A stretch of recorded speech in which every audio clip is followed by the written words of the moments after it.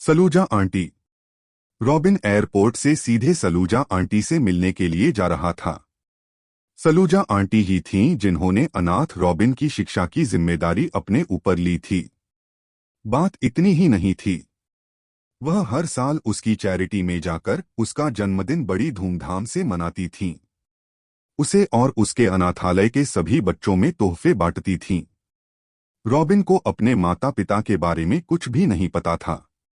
उसके लिए जो कुछ भी थीं सलूजा आंटी थीं।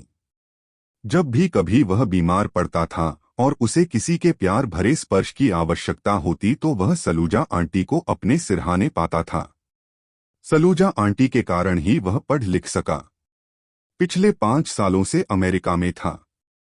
जब वह अमेरिका जा रहा था तब सलूजा आंटी ने उसे आशीर्वाद देते हुए कहा था कि खूब तरक्की करो।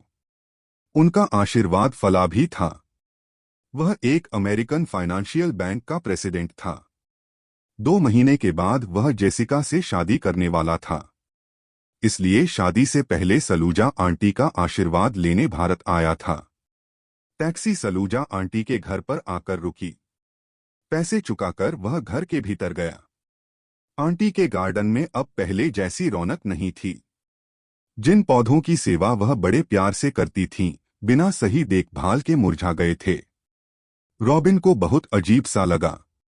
उसने कॉलबेल दबाई। दरवाजा खुला तो सामने एक अनजान औरत खड़ी थी। कहिए, किससे मिलना है? जी, मेरा नाम रॉबिन डिसूजा है। मैं श्रीमती पद्मा सलूजा से मिलने आया हूं। नाम सुनकर उस औरत के चेहरे पर एक मुस्कान खिल उठी। रॉबिन, कम इन। उस औरत ने रॉबिन को बैठाते हुए कहा। मैं सरला हूं, तुम्हारी सलूजा आंटी की छोटी बहन। वह अक्सर तुम्हारे बारे में बात करती हैं। सरला की बात सुनकर रॉबिन को अच्छा लगा। आंटी है कहा, मेरे साथ अंदर आओ। सरला ने उसे अपने पीछे आने को कहा।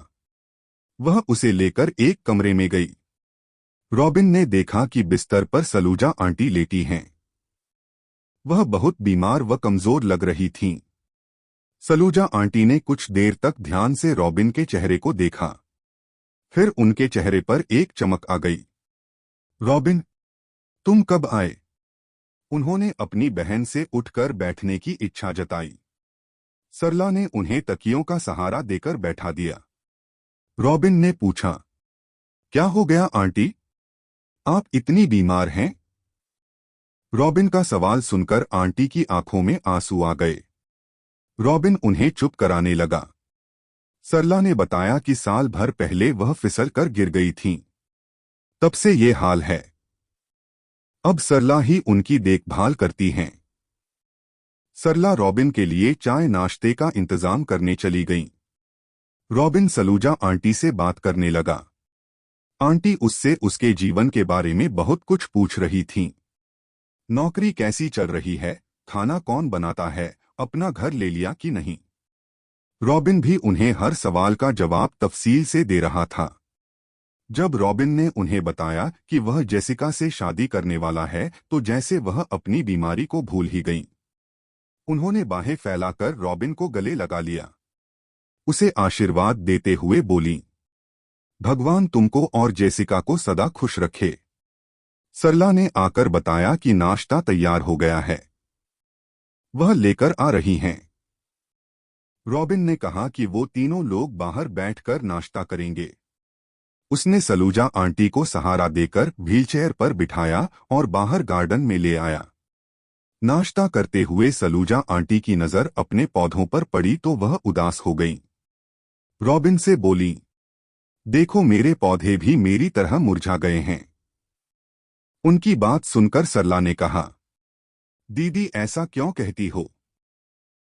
डॉक्टर ने कहा है ना कि तुमने ही जीने की कोशिश छोड़ दी है, वरना तुम्हें कोई बीमारी नहीं है। उनकी बात सुनकर रॉबिन ने सलूजा आंटी से पूछा, ऐसा क्यों है आंटी? आपने तो मुझे जीना सिखाया, अब आपने क्यों जीना छोड़ दिया? किसके लिए जीऊं? तुम्हारे अंकल तो बहुत पहले चले गए थे। एक बेटी थी, भगवान ने उसे भी अपने पास बुला लिया। रॉबिन को सुनकर धक्का लगा। आंटी की बेटी अनन्या भी हर साल उसके जन्मदिन पर उनके साथ आती थी। सरला ने कहा, अनन्या के जाने के बाद से दीदी टूट गईं। अब बस गुमसुम सी रहती हैं। रॉबिन को बहुत बुरा लगा। जिनके कारण उसकी जिंदगी में खुशियां थीं, आज वही दुखी थीं। वह जानता था कि वह उनके लिए अधिक कुछ नहीं कर सकता, पर उसने तय कर लिया कि आज पूरा दिन वह सलूजा आंटी के साथ बिताएगा, उन्हें खुश रखने की कोशिश करेगा। उसने सलूजा आंटी से कहा, आंटी आज पूरे दिन हम सिर्फ खुश रहेंगे। पहले मैं आपके लिए लंच बनाऊंगा, फिर हम तीनों लोग घूमने जाएंगे। रॉबिन एप्रेन पहनकर किचन में लंच बना रहा था। सरला उसकी मदद कर रही थीं। सलूजा आंटी बड़े उत्साह से उन्हें निर्देश दे रही थीं कि मसाला कैसे तैयार करना है, किस चीज को कितनी आंच पर कितना पकाना है। तीनों ने मिलकर हंसी खुशी लंच किया। जब सरला और रॉबिन टेबल साफ कर रहे थे तो सरला ने कहा, शुक्रिया रॉबिन, तुम आए तो आज बहुत दिनों के बाद दीदी इतनी खुश नजर आ रही हैं। रॉबिन ने नैपकिन से हाथ पोंछते हुए कहा, उन्होंने मुझे जो दिया है उसके आगे तो ये कुछ भी नहीं है।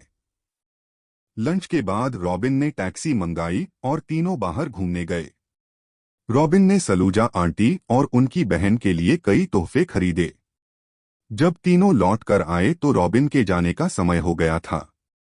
चलते समय सलूजा आंटी ने उसे एक कंगन देते हुए कहा, यह अनन्या के लिए था, पर अब मेरी दूसरी बेटी जेसिका को दे देना।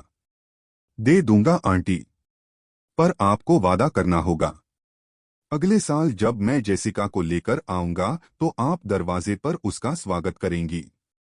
तुमने मुझे जीने की वजह दे दी है। मैं आरती उतारकर बहू की तरह उसका स्वागत करूंगी। रॉबिन चला गया। सलूजा आंटी उसी पल से उसके लौटकर आने की राह देखने लगी।